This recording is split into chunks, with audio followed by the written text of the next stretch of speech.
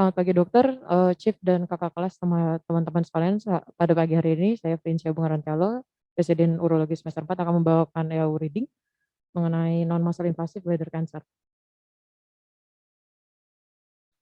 Next. Bladder bladder cancer merupakan salah satu, pada tingkat yang ketujuh, penyakit yang didiagnosa dengan kanker pada laki-laki di seluruh populasi di seluruh dunia. Incidence rate-nya per tahun adalah 9,5 pada laki-laki dan 2,4 pada perempuan dengan mortality rate-nya 3,3 pada laki-laki dan 0,6 pada perempuan. Sekitar 75% dari pasien dengan bladder cancer itu memiliki, keparahan pada stage TA dan juga karsinoma in situ. Kemudian juga pada pasien-pasien yang lebih muda dapatkan persentasenya lebih besar. Etiologi dari bladder cancer ini sendiri terdapat beberapa faktor risiko. Yang pertama adalah adanya, eee, merokok tembakau itu dikatakan memiliki faktor risiko yang paling besar sekitar 50%, dan faktor risiko ini meningkat seiring atau bersamaan dengan durasi dan juga intensitas dari, merokok dari tembakau. Merokok tembakau ini sendiri mempunyai, kandungan aromatik amin dan juga polisiklik aromatik hidrokarbon yang disinyalir merupakan salah satu bentuk dari karsinogenik. Paparan dari aromatik amin dan juga polisiklik aromatik hidrokarbon dan juga, chlorinated hidrokarbon dari, pekerjaan-pekerjaan industrial juga merupakan faktor risiko kedua yang paling tinggi dan ditemukan pada 10% kasus-kasus bladder cancer. Riwayat pada keluarga yang memiliki bladder cancer memiliki sedikit impact, ditemukan adanya peningkatan resiko pada keluarga di tingkat pertama ataupun kedua. Dikatakan juga, eee, air minum yang mengandung klorin ataupun level tertentu dari trihalometans memiliki potensial karsinogenik. Beberapa kebiasaan dietary seperti mengkonsumsi flavonoid dikatakan memiliki efek yang baik sebagai anti karsinogenik. Pada exposure atau paparan Pada exposure atau paparan ion itu meningkatkan, faktor resiko, dan beberapa kasus, lainnya adalah adanya infeksi schistosemiasis, chronic endemic cystitis pada beberapa, infeksi parasitik. Definisinya sendiri adalah tumor yang ditemukan pada mukosa sebagai stage TA dan juga pada yang menginvasi lamina propria pada T1. Eee Tumor non-muscle invasive bladder cancer ini sendiri itu terdapat pada intraepitelial dan dibagi menjadi high grade ataupun low grade dan diklasifikasi sebagai karsinoma in situ. Beberapa tumor bisa dapat treatment dengan dilakukan tindakan transurethral resection of the bladder, dan kemudian akan dilakukan kombinasi terapi dengan dilakukan instilasi intravesikal. Menurut dari grup, NABC dan juga menurut dari tujuannya. Saat ini, sebutan superficial bladder cancer sudah tidak dipakai kembali. Pada staging-nya, pada TNMX, tahun 2017 dikatakan TX apabila primary tumor tidak bisa di-assess atau tidak ditemukan, renal tidak terdapat bukti dari adanya primary tumor, TA adalah non-invasive papillary carcinoma, dan TIS apabila terdapat karsinoma in situ atau flat tumor. Kemudian pada T1 apabila sudah menginvasi subepitelial dan T2 bila sudah menginvasi pada, jaringan otot. Dikatakan pada T3 apabila pasien sudah menginvasi pada jaringan perivesikal, dan T4 apabila sudah menginvasi, prostat, vesicula seminalis, uterus, kemudian dinding vagina ataupun dinding dari abdomen. Pada, pemeriksaan lymph node-nya ditemukan NX apabila tidak dapat ditemukan, dan NO apabila tidak terdapat, lymph node metastasis, N1 apabila teraba single pada true pelvis yaitu hipogastrik, obturator, eksternal iliac dan juga presakral, N2 apabila terdapat metastasis pada multiple regional lymph node. pada hipogastrik, obturator, eksternal iliac, ataupun presakral. Pada N3 ditemukan metastasis pada common iliac lymph node, dan apabila ditemukan distal metastasis di sebagai M1 ataupun M1B apabila metastasis yang jauh. Karsinoma in situ dan juga klasifikasinya itu dibagi menjadi dua, yaitu primary dan secondary. Kemudian apabila terdapat yang concurrent pada adanya karsinoma in situ pada urothelial tumor yang lainnya. Secara grading, secara histologikal, non-muscle invasive bladder urothelial carcinoma itu dibagi oleh WHO pada tahun 2004 atau 2016 dan juga standar pada tahun 1973. Dibagi menjadi 3 grade, menjadi low grade, high grade, dan juga papillary urothelial neoplasma of malignant potential. Subtipe dari urothelial carcinoma dan juga lymphovascular invasif yaitu ada beberapa. Yang pertama urothelial carcinoma dengan parsial squamous ataupun glandular dengan diferensiasinya, dan juga ada micropapillary urothelial carcinoma, ada varian nested atau sarang, dan juga microcytic urothelial carcinoma, plasmacytoid, giant cell, signet ring, diffuse ataupun undifferentiated. Kemudian small cell carcinoma, sarkomatoid, neuroendocrine varian, dan juga beberapa urothelial carcinoma lainnya dengan beberapa diferensiasi yang sangat jarang.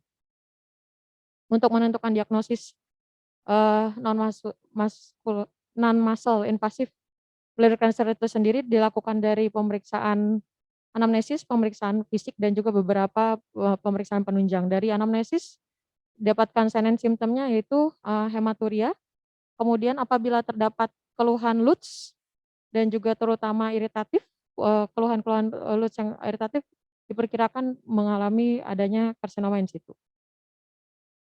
Pada pemeriksaan penunjang dilakukan CT urografi, dapat ditemukan papillary tumor pada saluran kemih yang ditemukan dengan melihat adanya filling defect ataupun hidronefrosis. Pada pemeriksaan intravenous urografi dapat ditemukan adanya muscle invasive tumor pada buli dan juga pada saluran bagian atas. Kemudian juga dapat ditemukan beberapa informasi seperti status penyebaran pada lymph node ataupun organ-organ di sekitarnya. Pemeriksaan ultrasonografi dilakukan sebagai tambahan pada pemeriksaan fisik untuk melihat adanya abnormalitas pada saluran urinari bagian atas dan bawah, untuk melihat adanya massa renal, melihat adanya hidronefrosis, ataupun adanya massa yang lainnya yang tidak dapat digantikan dengan pemeriksaan CT urografi. Pemeriksaan sitologi urin sendiri dikatakan pemeriksaan diambil spesimen dari urin dan dikatakan itu memiliki sensitivitas yang tinggi pada kasus-kasus high grade, kemudian G3 tumor dengan persentase 84%, namun sensitivitasnya rendah pada kasus-kasus kanker dengan low grade atau G1 sekitar 16%. Sensitivitas pada karsinoma in situ itu cukup tinggi 28-100%. Dan sitologi urin sendiri ini cukup berguna dan apabila ditambahkan dengan dilakukan pemeriksaan sistoskopi. Pada sistem Paris yang dipublikasi tahun 2016, urinari sitologi ini dapat dibagi menjadi beberapa kategori. Terdapat 5 kategori. Yang pertama, tidak dapat ditentukan diagnosisnya atau tidak adekuat. Kemudian negatif untuk sitologi urinnya apabila tidak terdapat urothelial carcinoma, atau atipia apabila tidak ditemukan atypical urothelial cells. Kemudian yang suspicious apabila ditemukan high grade urothelial carcinoma, dan malignan apabila memang sudah ditemukan high grade atau G3 urothelial carcinoma. Pemeriksaan molekuler urinari itu sendiri dikatakan memiliki sensitivitas yang kurang dan juga cukup tinggi pada pembiayaannya. Kemudian hasil sitologi yang positif ditemukan apabila ditemukan bersamaan dengan hasil pemeriksaan urinary molecular marker test yang positif seperti Urivision, nuclear matrix, dan juga fibroblast growth factor receptor ataupun transkriptase itu pada pasien-pasien yang memiliki hasil sistoskopi negatif mungkin dapat diidentifikasi untuk, dilakukan, untuk pasien ini akan mengalami recurrence ataupun, progresi yang lebih buruk.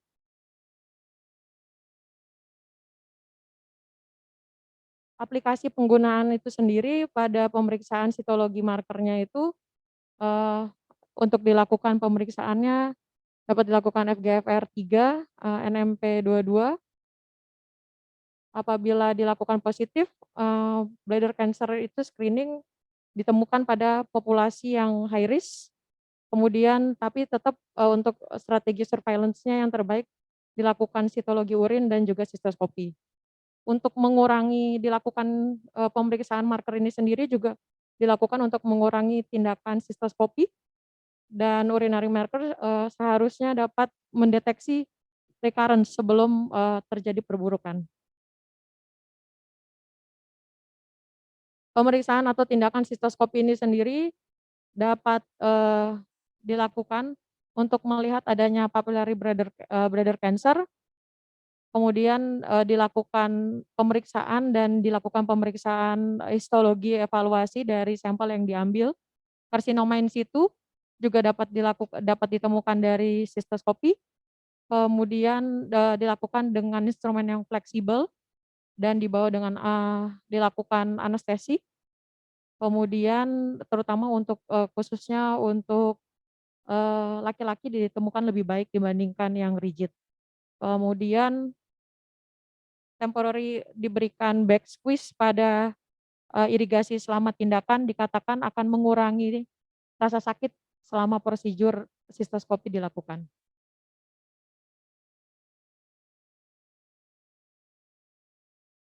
Dikatakan rekomendasi WHO untuk pemeriksaan anamnesis dan juga fokus untuk, ditemukan adanya hematuria itu strong, dilakukan CT urografi, rekomendasinya strong, kemudian apabila sudah ditemukan bladder cancer, dilakukan CT urografi, ditemukan dan apabila ditemukan pada daerah trigon merupakan multiple high risk. Kemudian juga dilakukan sistoskopi pada pasien dengan gejala yang mengarah kepada bladder cancer, tidak dapat digantikan hanya dengan, pemeriksaan sitologi saja. Kemudian pemeriksaan menggunakan sistoskop fleksibel pada pria lebih direkomendasikan dan juga penggunaan pemeriksaan, sitologi urin sebagai tambahan, untuk pemeriksaan sistoskopi itu direkomendasikan untuk mendeteksi adanya high grade tumor.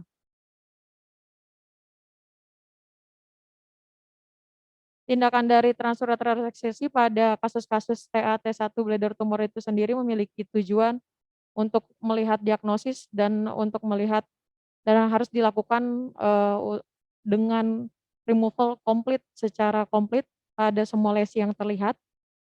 Kemudian, dilakukan dengan mengidentifikasi adanya, ukuran. Kemudian adanya, fokus apabila lebih dari satu atau hanya satu saja, dan untuk mengukur ukurannya itu dapat kita bandingkan dengan cutting loop, di mana cutting loop itu kemungkinan ukurannya itu 1 sentimeter, dan kemudian kita dapat melihat karakteristik dari tumornya itu apabila sessile, nodular, papular, ataupun flat. Faktor resikonya dapat dilihat dari ukuran tumor, fokusnya, karakteristik, kemudian adanya karsinoma in situ atau tidak. Kemudian juga, dilakukan secara adekuat reseksinya, kemudian adanya, perforasi atau tidak, dari menilai komplikasi dari tindakan si transureteral reseksi.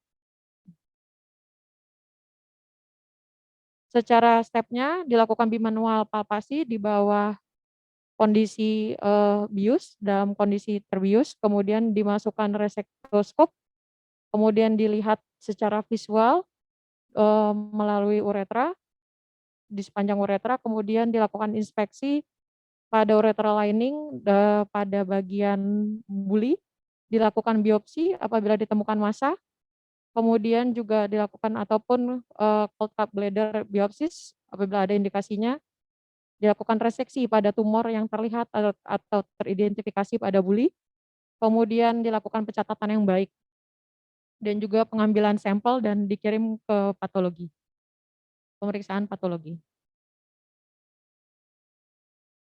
Surgical strategy untuk reseksi, dapat dilakukan apabila, dan dapat memberikan informasi yang baik mengenai tumornya dan dapat digunakan menggunakan thulium yak ataupun holmium laser pada beberapa kasus eksofitik.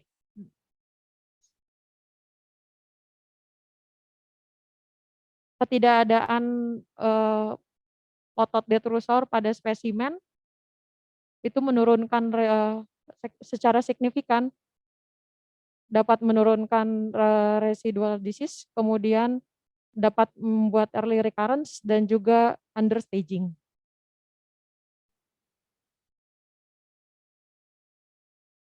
Dapat dilakukan juga bladder biopsi pada kasus-kasus, non-muscle invasif, yaitu, apabila dilakukan karsinoma in situ ditemukan seperti bentuknya velvet dan juga pada daerah yang kemerahan dan tidak dapat dibedakan, dengan kasus atau pada keadaan inflamasi ataupun, tidak dapat terlihat secara keseluruhan. Kemudian bladder biopsi ini sendiri diambil, pada seluruh, bladder mukosa yang dapat dilihat dengan baik, kemu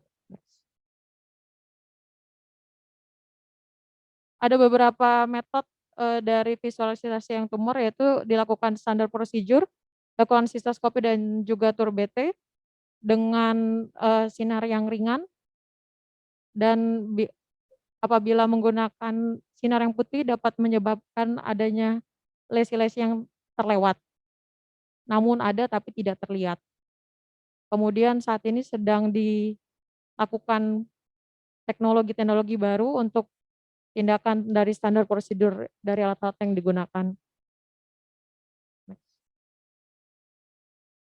Dilakukan second reseksi pada pasien-pasien non-muscle invasive bladder cancer apabila terdapat increase dari recurrence, kemudian, eee, itu dapat memberikan prognosis dari treatment dan juga prognostik, kemudian dilakukan, pada saat 2 sampai 6 minggu setelah, inisial yang, reseksi yang pertama dan indikasinya dilakukan apabila tidak terdapat, komplit reseksi pada yang pertama tindakan TURBT yang pertama dan didapatkan keraguan atau ketidakjelasan dari hasil patologi anatomi yang pertama ataupun tidak didapatkan adanya, detrusor muscle pada spesimen yang pertama, kecuali pada kasus-kasus TA dan juga low grade dan juga pada kasus-kasus dengan T1 tumor dapat dilakukan second resection.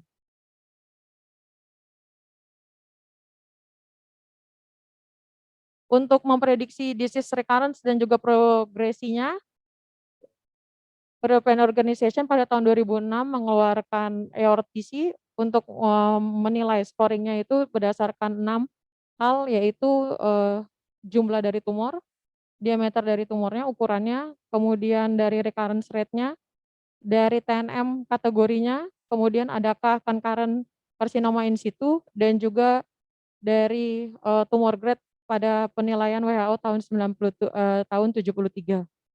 Kemudian juga pada, konsensus yang lainnya yaitu CUETO itu memberikan penilaian berdasarkan, jenis kelamin, usia, kemudian juga recurrent status, ukuran dan juga jumlah TNM-nya dan juga apabila terdapat karsinoma in situ dan, dinilai dari grading menurut WHO tahun 1973. Dikatakan pada WHO, pembagiannya itu sendiri dikatakan low risk, intermediate ataupun high risk dan juga very high risk. Low risk apabila terdapat tumor primer, single, pada TA ataupun T1 dengan low grade, kurang dari 3 sentimeter tanpa adanya karsinoma in situ pada usia kurang dari 70 tahun.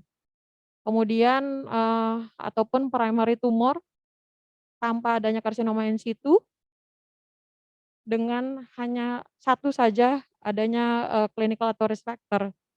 Kemudian, pada intermediate risk yaitu pasien-pasien tanpa karsinoma in situ yang tidak ditemukan low ataupun high ataupun pada, high risk groups lainnya, yaitu kalau pada high risk, pada pasien-pasien semua pasien dengan T1 namun dengan high grade kecuali pada, pada grup dengan very high risk group, semua pasien dengan karsinoma in situ, kecuali pada kasus-kasus, dengan TNM-nya TA, low grade, dan juga T1, G1 tanpa adanya, karsinoma in situ dengan 3 risk factor yang lainnya, TA high grade tanpa adanya karsinoma in situ dengan setidaknya 2 risk factor, T1 G2 dengan tanpa adanya karsinoma in situ dengan 1 risk factor.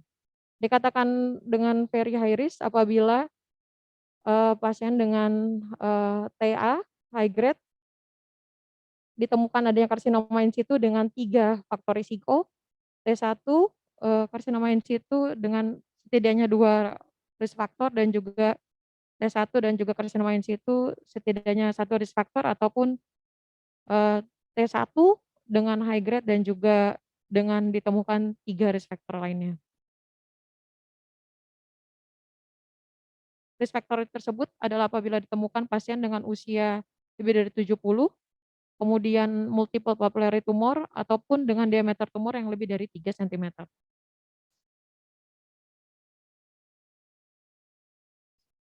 Pada probabilitas untuk progresinya itu sendiri dikatakan pada WHO 2004 dan 2016, pada tahun pertama yang low sangat rendah 0,06%, intermediate sekitar 1% pada tahun pertama, dengan high risk itu 3,5% pada tahun pertama dan very high risk 16% pada tahun yang pertama.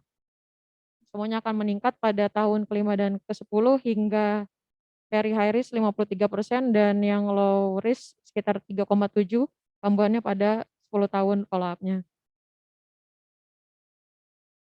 Rekomendasinya, terdapat pembagian 4 risk factor, harus dilakukan, pembagiannya, kemudian diidentifikasi, kemudian, pada pasien-pasien dengan yang memiliki progresi pada primary tumor TA T1 tumor yang tidak treatment diberikan BCG, dapat dilakukan juga tindakan berikutnya dan juga pada tahun, menurut EORTC tahun 2006 pada kasus-kasus yang recurrence dan juga, dapat dilakukan pemberian BCG. Disease manajemennya sendiri adalah, yang paling pertama untuk mengurangi faktor risiko ataupun untuk, tidak dilakukan pemberhentian dari, merokok, kebiasaan merokok, diberikan adjuvant treatment berupa intravesical, kemoterapi, diberikan immediate single instilasi, itu gunanya untuk menghancurkan, sel sel tumor yang, berada atau sirkulasi dalam selama dilakukan tindakan TUR-BT dan terdapat adanya efek ablasi pada residual tumor yang terdapat selama tindakan TUR-BT. Direkomendasikan dilakukan kurang dari 24 jam setelah tindakan dan pemberian single instilasi ini sendiri sangat signifikan untuk mengurangi recurrence dibandingkan hanya diberikan tindakan TUR-BT saja. Dikatakan, instilasi dengan mitomycin berupa epirubicin dan juga pirarubicin memiliki beneficial effect dan juga dilakukan, selama 1 jam dibandingkan yang dilakukan hanya 30 menit saja.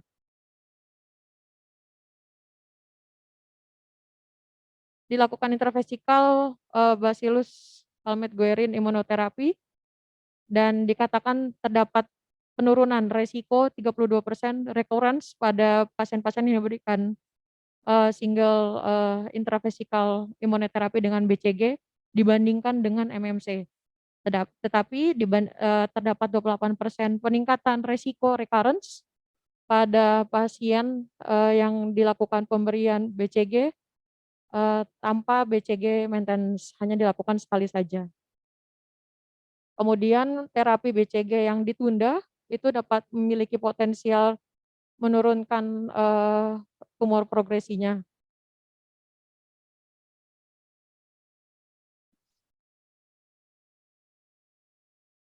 BCG itu sendiri dapat diberikan selama 6 minggu, selama setiap minggu. Kemudian maintenance schedule-nya itu berlaku pada 18 sampai 27 minggu selama 3 tahun dan dosis full BCG dapat dikatakan memberikan efek yang efektif pada tumor-tumor yang multifokal. Kombinasi terapi BCG dan MMC dikatakan lebih efektif untuk mengurangi recurrence, tapi terdapat lebih toksik dibandingkan dengan BCG monoterapi saja. Beberapa aspek spesifik yang dapat dinilai pada treatment karsinoma in situ adalah tidak dapat hanya dengan dilakukan endoscopic procedure saja, histological diagnosis dari karsinoma in situ harus dapat ditemukan dan dilakukan treatment selanjutnya dengan pemberian intravesikal BCG ataupun dengan dilakukan radikal sistektomi. Kemudian dibandingkan dengan intravesikal kemoterapi, intravesikal BCG maintenance instilasi itu meningkatkan respon rate dan juga secara overall percentage dari pasien yang dikatakan remain disease free-nya lebih tinggi dan menurunkan resiko dari progresi tumor. Intravesikal kemoablasi dan juga neoadjuvant treatment itu sendiri dengan dibandingkan dengan single intravesikal kemoterapi dapat menunjukkan respons yang komplit. Radikal sistektomi pada pasien-pasien non-muscle invasive bladder cancer dikatakan apabila pasien ini memiliki upstaging, kemudian progresi dari pasien ini memiliki peningkatan atau perburukan.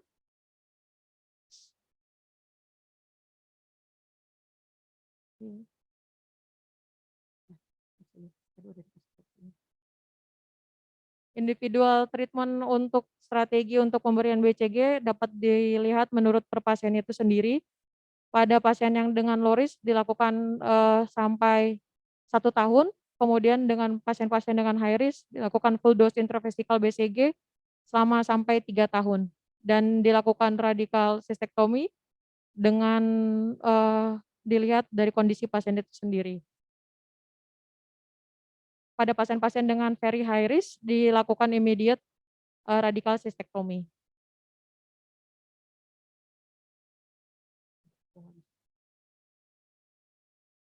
Dikatakan terdapat kegagalan dari treatment BCG apabila adanya refractor, apabila terdapat relapse tumor ataupun pasiennya tidak unresponsive setelah pemberian 6 bulan dan recurrence setelah dilakukannya tindakan pemberian BCG selama 6 bulan.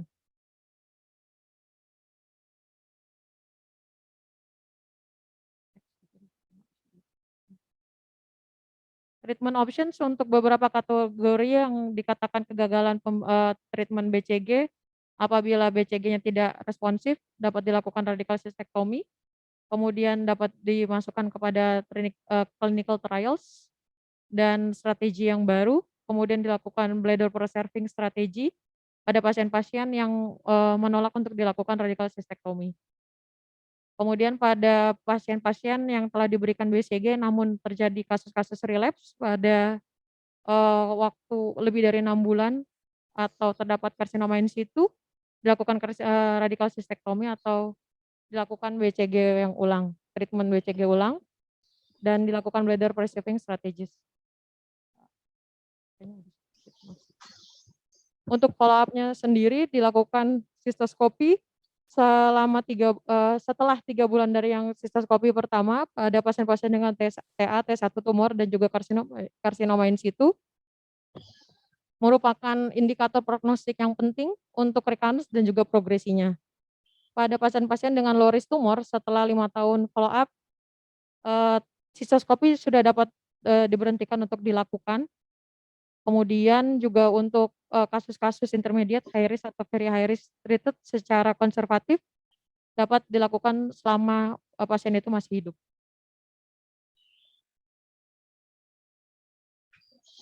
Follow up strateginya kita harus dapat melihat apakah adanya extravesical, recurrence, terutama pada bagian yang di sekitarnya seperti prostatic uretra pada laki-laki.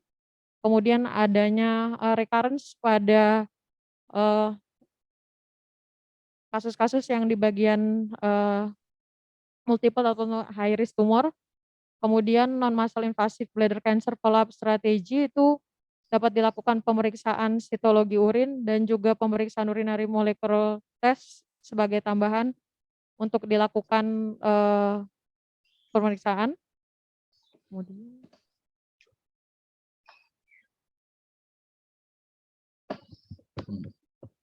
sekian dokter. Terima kasih dokter.